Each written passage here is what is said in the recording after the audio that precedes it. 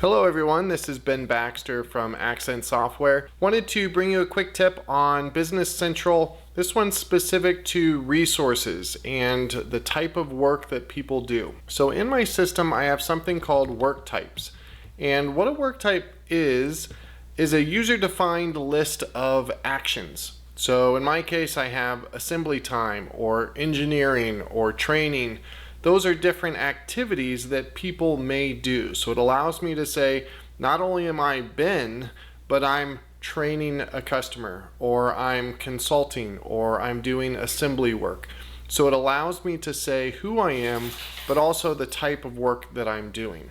And there's a very specific reason to do that. It's because in the sales pricing, you can define what you want to charge based on the type of activity they're doing. So I have a sales price worksheet called work type. And for this resource, Catherine, I've defined 3 different work types that she may perform and different rates that we're going to charge based on that type of work. Now, it is very key here that when you're recording your time, Catherine has to say what she was actually doing. You cannot just say, Catherine worked 4 hours. You have to say Catherine worked 4 hours doing training, and then this will apply. So if you're using the standard BC timesheets to have your employees record their time, this will work great. If you are using a time clock system, you just need to make sure that that work type field is visible.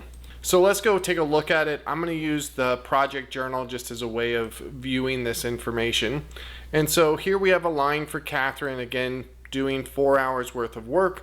Her base rate is $154 per hour. However, if I come and change the work type code to training, all of a sudden that unit price jumps to $200.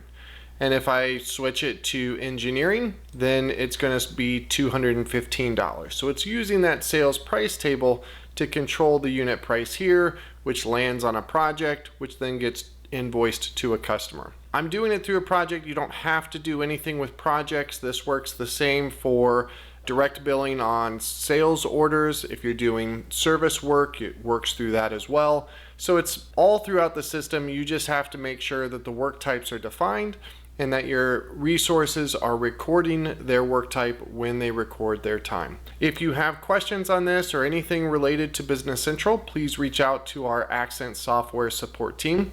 We do specialize with manufacturing clients, so if that's you, great. If not, that's okay too. We'd still love to hear from you and find out if we can help you with your support.